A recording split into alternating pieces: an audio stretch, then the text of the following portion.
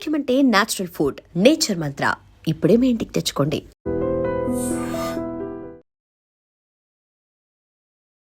నమస్కారం, welcome to I dream ధర్మ మార్గం విత్ విజిత కార్యక్రమానికి స్వాగతం.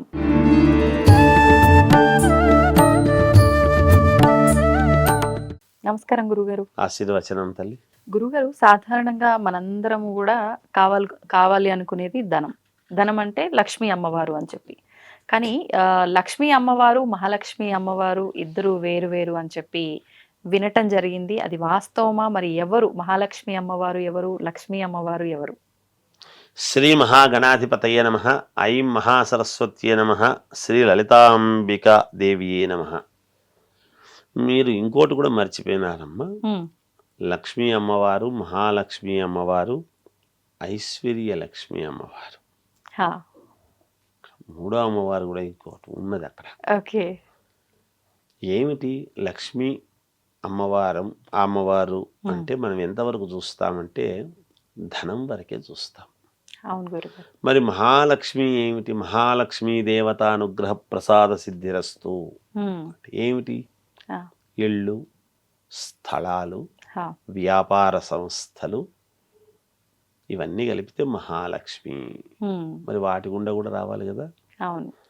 ధనం అంటే ఏదో కూలి పని చేసుకుంటే వచ్చేటువంటిది లక్ష్మీదేవి అనుగ్రహం. వాడు ఏదో పని చేసుకున్నాడు రా, సంపాదించుకున్నాడు, గొప్పవాడిని లక్ష్మీ దేవి అనుగ్రహించింది అంటాం. అవును. వ్యాపారాలు చేస్తున్నాము అనేక రకాలుగా, 2-3 వ్యాపారాలు చేస్తున్నాము. గృహలక్ష్మి ఉంది, అందులో ఇల్లు కావాలి, స్థలాలు దండిగా ఉన్నాయి, వానికేమైనా మహాలక్ష్మీదేవి అనుగ్రహం ఉంది, ఇల్లున్నాయి, పొలాలున్నాయి, అండంలోనే మహాలక్ష్మీదేవి ఉంది అంటాడు. ఉత్త లక్ష్మీదేవి ఉంది అని అన్నాడు. ఇదే డిఫరెన్స్. ఇది ఎలా వస్తుంది? ఎలా అంటే చేసుకునేటువంటి దాన్ని పద్ధతిని బట్టి, ఆ నడిచేటువంటి నడవడికను బట్టి, ఇక్కడ లక్ష్మీదేవి అనుగ్రహించాలి వ్యాపారం చేసేటువంటి పురుషుడికి. ఎక్కడ జనరల్గా ఉదయాన్నే పురుషుడు బయటికి పోవడము, సంపాదించుకురావడం జరుగుతుంది. స్త్రీమూర్తులు ఎక్కువ శాతము ఇంట్లో ఉండి ఇంట్లో పనులన్నీ చూసుకునే వాళ్ళు ఉంటారు. అవును గురుగారు.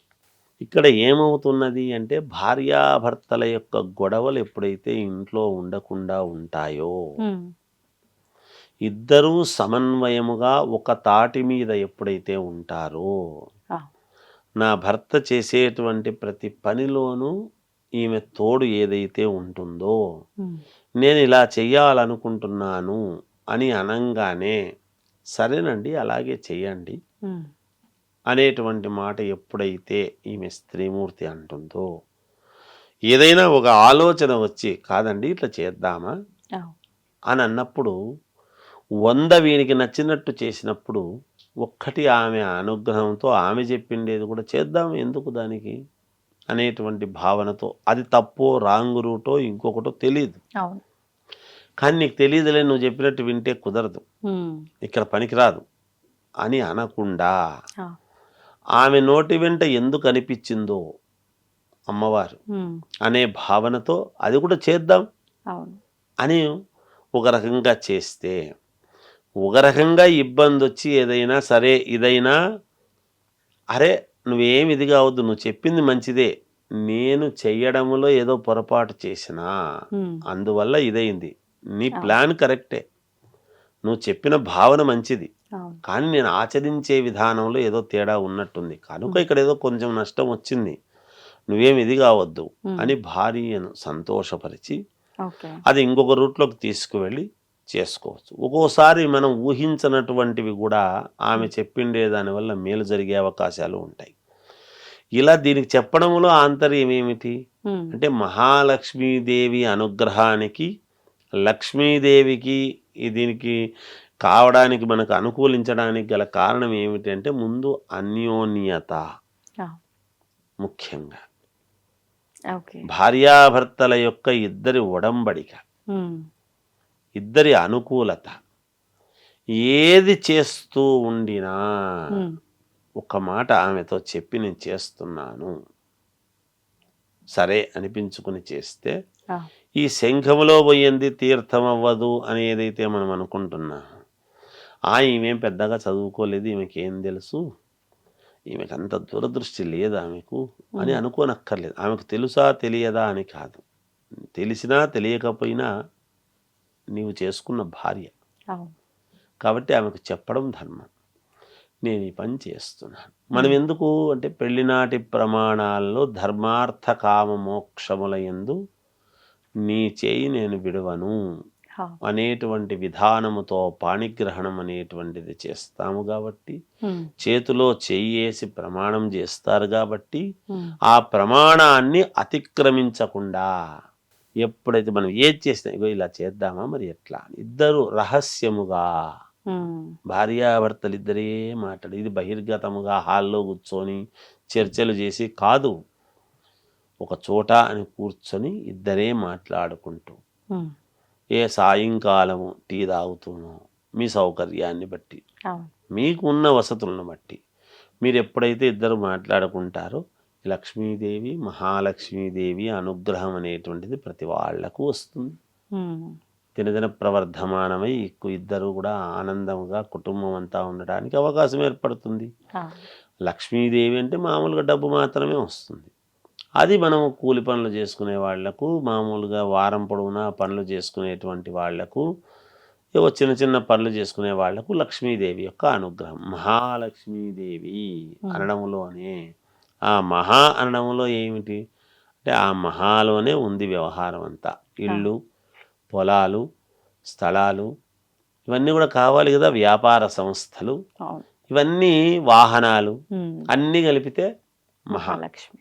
ఐశ్వర్యం అంటున్నాం. ఇంకా ఉమ్, ఉమ్, ఇంకా ఐశ్వర్య లక్ష్మి ఏమిటి మరి?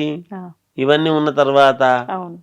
అంటే సంతానము, ఉమ్, సంతానము అభివృద్ధి, ఓకే.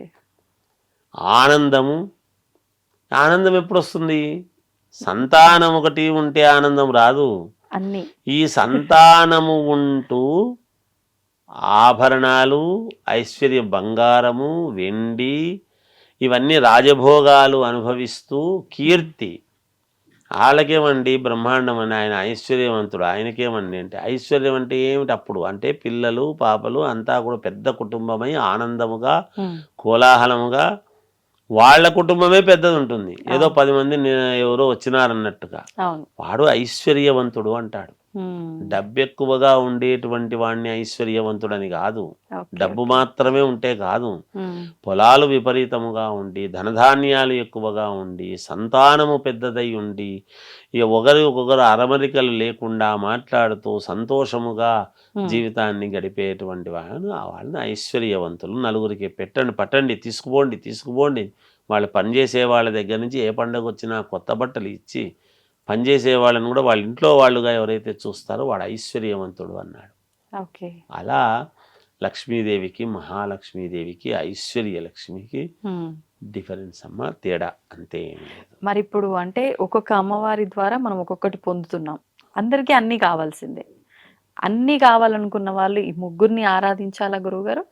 అంటే ఇక్కడ అన్నీ కావాలా అనుకునేటువంటిది ఎప్పుడొస్తుంది? ఉమ్, మొదట మన పని ఏమిటి అనేది మనం చేసే దాని దగ్గరే వస్తుంది. ముందు లక్ష్మీదేవి దగ్గరే. అవును. దాన్ని నిలబెట్టుకొని జాగ్రత్త చేసుకుంటూ ఎప్పుడైతే ఒక పొలమో ఇల్లో కొన్నామో దాని మీద మళ్ళీ ఇంకొకటి ఏమిటి? ముందు సంతానం. నేనేం చెప్పాను? భార్యాభర్తల యొక్క అనుకూలత, ఉమ్, ఒడంబడిక. ఇది అందుకే బండికి 2 చక్రాలు లాంటి వాళ్ళు ఊరికే అన్నారు. అవును. ఆ బండి అంటే నడవడిక, నడిచే విధానం. అందుకే ఎద్దులు చాలా నెమ్మదిగా ఒక సిస్టమేటిక్గా నడుస్తాయి. అవును. అవును. ఆ ఎద్దులు బండికి ఎప్పుడైతే నడిచే విధానం ఉంటుందో భార్యాభర్తల యొక్క జీవిత నడక కూడా అలాగే ఉండాలి. ఉమ్, అలా ఉంటే వాళ్ళు ఐశ్వర్యవంతుడు అవుతాడు. ఓకే. ముగ్గురిని ఆరాధించేది ఏమిటి? ఆ ముగ్గురు ఒకటే దాంట్లో ఒకటే ఉన్నట్టు దాంట్లో లెక్క. ఉన్నట్టే. అవును.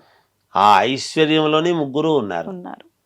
కనుక ఆ గొప్పవాడు కావాలి అంటే ఈ నడక ఇక్కడి నుంచి ప్రారంభం కావాలి. ఉమ్, అవును. అది వాళ్ళిద్దరు. అందుకే ఇంటి ఆడవాళ్ళ మీద ఎక్కువగా ఆధారపడి ఉంటుంది ఈ వ్యవస్థ అంతా కూడా. ఓకే. అర్థం చేసుకొని సమన్వయం చేసుకొని ఉమ్, జాగ్రత్తగా రథసారథ్యం గనక చేస్తే ఉమ్.